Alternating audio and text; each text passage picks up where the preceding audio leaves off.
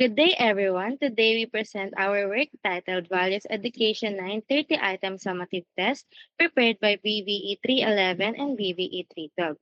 For our planning process, we began with a meeting where we divided the task between the two sections.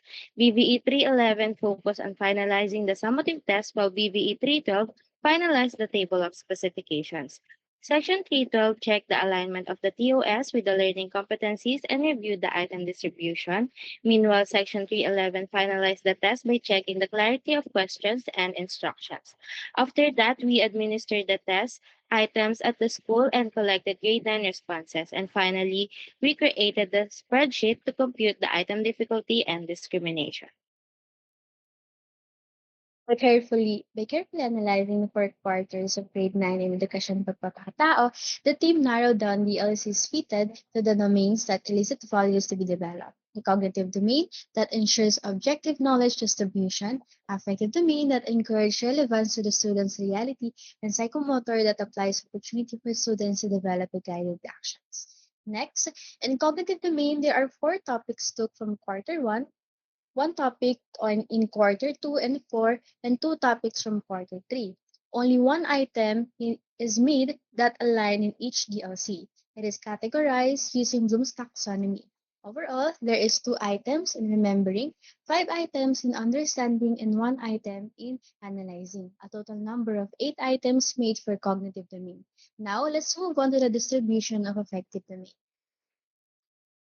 For the affective domain, we use Cratwell's taxonomy to determine how each competency builds attitudes and values. We examine the objectives and identified whether they fall under receiving, responding, or valuing based on the verbs that shows levels of internalization.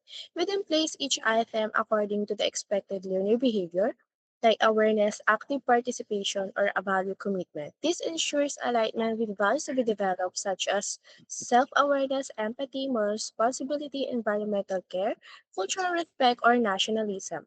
Through this process, our TOS clearly reflects the gradual development of positive values of learners. We also made sure that the items can be measured clearly through our selected response assessment.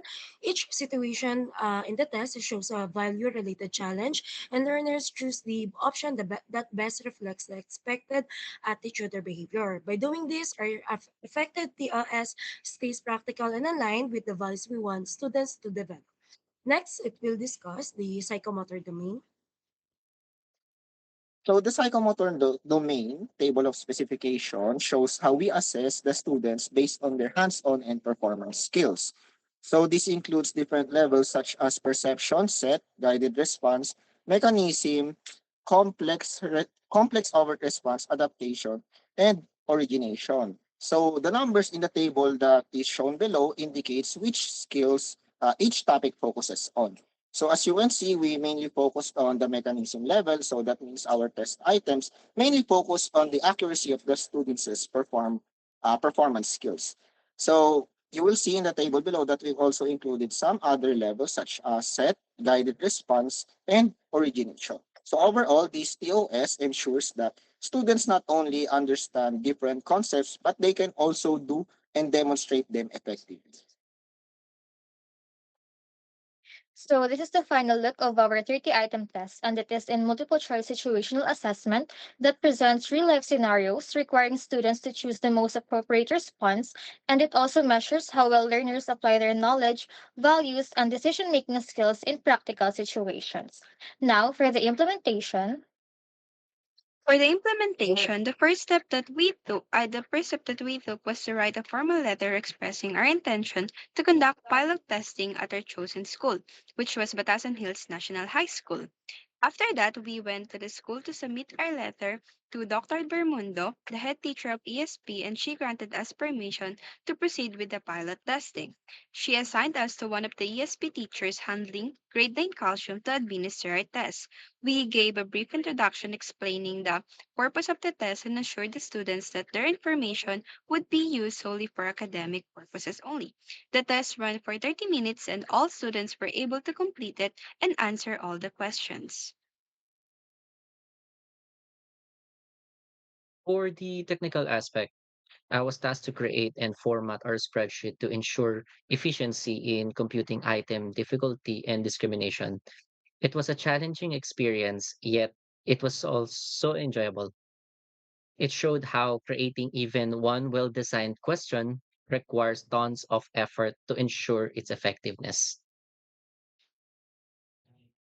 So for the item difficulty showed how easy or hard a question is based on how many students got it right. Higher means easy, lower means hard. So for the items 1 to 10, most of them range from easy to right difficult, but they show weak discrimination, meaning they do not clearly distinguish between high and low student. Many students got these items correct, especially those in the upper group. So it means the items are generally too easy. Their discrimination values are considered non-discriminating, so they do not measure differences in ability well. Only item 6 showed good discrimination, meaning it clearly separates higher performing learners. Meanwhile, item 3 is questionable or problematic because it has negative discrimination, showing that low performing student answered it correctly more often. So this item needs urgent revision. Overall, items 1 to 10 needs major revisions or improvement because most of them are too easy or do not discriminate well, except for item 6. So for the items 11 to 20,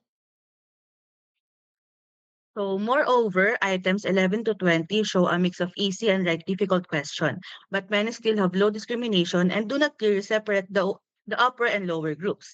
Item 11 to 17 mostly have values which are still non-discriminating and may need improvement in clarity or difficulty balance. Items 18 and 19 stand out with having with having a good discrimination, making them highly effective.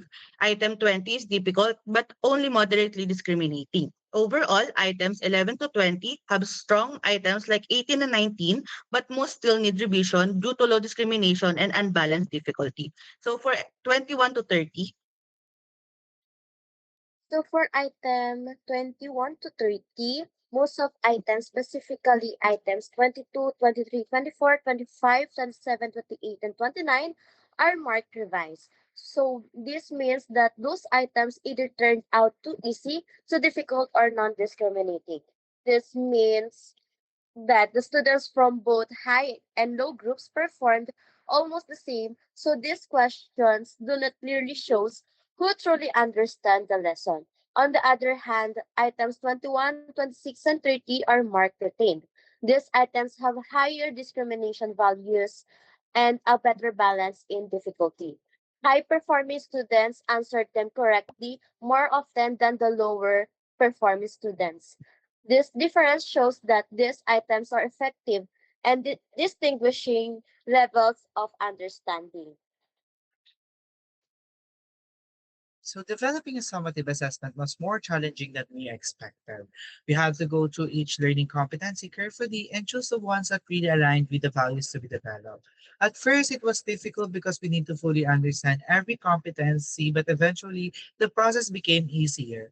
One of our biggest challenges was the late processing of our grants letter, which delayed our search for a school to pilot test our items. Despite these issues, our group supported one another, and worked together to accomplish our task. Overall, this experience taught us a lot from creating a table of specification to analyzing test items and collaborating effectively.